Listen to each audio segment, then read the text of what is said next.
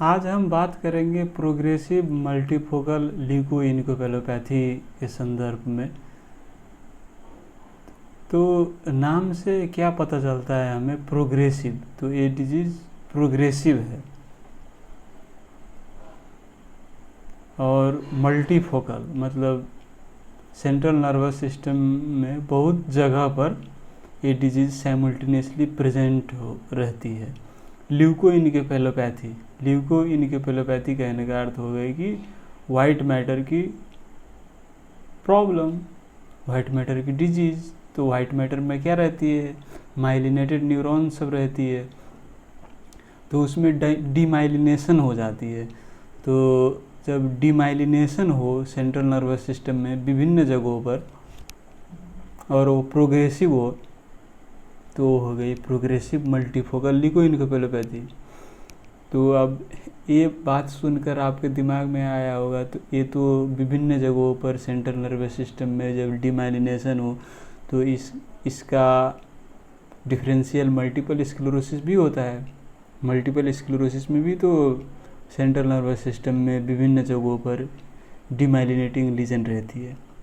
Yes, definitely एक differential diagnosis आपकी multiple sclerosis भी है। लेकिन आपकी मल्टीपल स्क्लेरोसिस में आप सब जानते ही है कि ज़्यादातर ऑप्टिक नर्व इन्वॉल्व करती है और स्पाइनल कॉर्ड भी इन्वॉल्व कर सकती है। लेकिन पीएमएल में ये ऑप्टिक नर्व और स्पाइनल कॉर्ड की इन्वॉल्वमेंट नहीं होती है। ज़्यादातर केसेस 99% केसेस में नहीं होती है।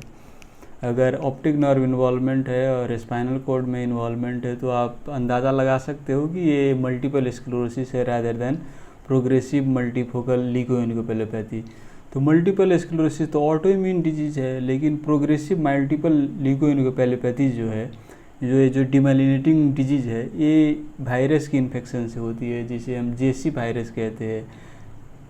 तो अगर आप मेरी ब्लड के सेरोलॉजी में टेस्ट करोगे तो इसमें भी आपको जेसी वायरस मिल सकती है, एंटी जेसी वायरस एंटीबॉडी मिल सकती है मेरे ब्लड में। लेकिन मुझे वो जेसी वायरस मेरे मस्तिष्क में इन्फेक्शन नहीं करवा रही है, क्योंकि मेरे इम्यून सिस्टम स्ट्रॉन्ग है। ये जिस व्यक्ति की इम्यून सिस्टम कमज़ोर हो, जैसे HIV की मरीज़ की, कैंसर की मरीज़ की, और या फिर कोई ट्रांसप्लांट की मरीज़ जो बहुत सारी इम्यूनोसप्रेसिव मेडिकेशन ले रही हो, तो वैसी अवस्था में जेसी वायरस रिएक्टिवेट हो जाती है और मस्तिष्क की जो डीमाइलिनेशन कराने लगती है। तो आप सब सोचते होंगे कि तो वायरस है, तो वायरस तो मेनिंजाइटिस कराती है, इनकेफेलाइटिस कराती है, ये फिर डीमाइलिनेटिंग लीजन क्यों करा रही है? करा सकती है। जेसी वायरस की एक खासियत है। जेसी वायरस आपकी डीमाइलिनेटिंग लीजन भी करा सकती है, मेनिंजाइटिस भी करा सकती है।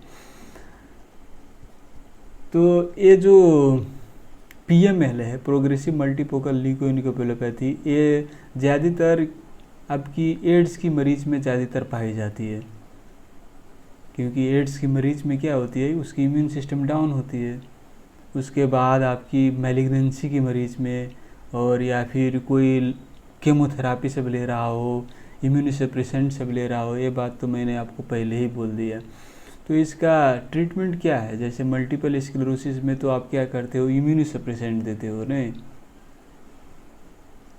ग्लूकोकॉर्टिकोइड्स, नेटालिजुमैब, गोलीमुमैब, क्या क्या है ना, बहुत सारी दवाइयाँ है, डिजीज मॉडिफाइंग दवाइयाँ सब है मल्टीपल स्क्लेरोसिस में। लेकिन PML में क्या है, इसमें तो खुद ही इम्यून सप्रेशन है।